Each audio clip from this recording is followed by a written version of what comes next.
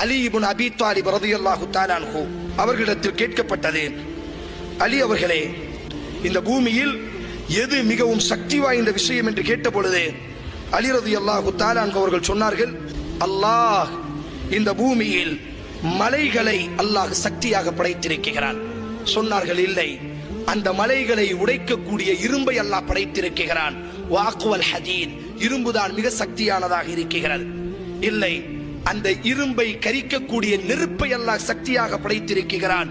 ஃபன்னாரு Aqua, அந்த நெருப்பு தான் இந்த உலகத்தில் சக்தி வாய்ந்ததாக இருக்கிறது.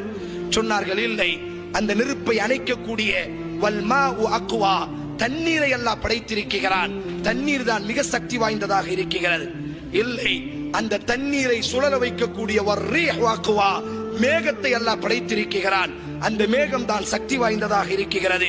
இல்லை, ஃபர்ரீஹு அக்வா, அந்த மேகத்தை விடவும் காற்றை அல்லாஹ், அந்த மேகத்தையும் கலைத்து செல்லக்கூடிய ஆற்றலை அல்லாஹ் காற்றிற்கு கொடுத்திருக்கிறான். ஃபர்ரீஹு அக்வா, காற்று தான் மிக சக்தி வாய்ந்ததாக இருக்கிறது. இல்லை, இல்லை, அந்த காற்றையும் மனிதன் தனது கைகளிலும் தனது பாக்கெட்டிலும் சேமிக்கிறான். ஃபல் இன்சானு அக்வா, மனிதன் தான் மிக சக்தி வாய்ந்தவனாக இருக்கிறான். இல்லை, அந்த மனிதனையும் தூக்கம் மிகைத்து விடுகிறது. ஃபன்னௌமு அக்வா, தூக்கம் தான் மிக சக்தி வாய்ந்ததாக இருக்கிறது. இல்லை, இல்லை, அந்த தூக்கத்தையும் கவலைகள் மிகைத்து விடுகிறது.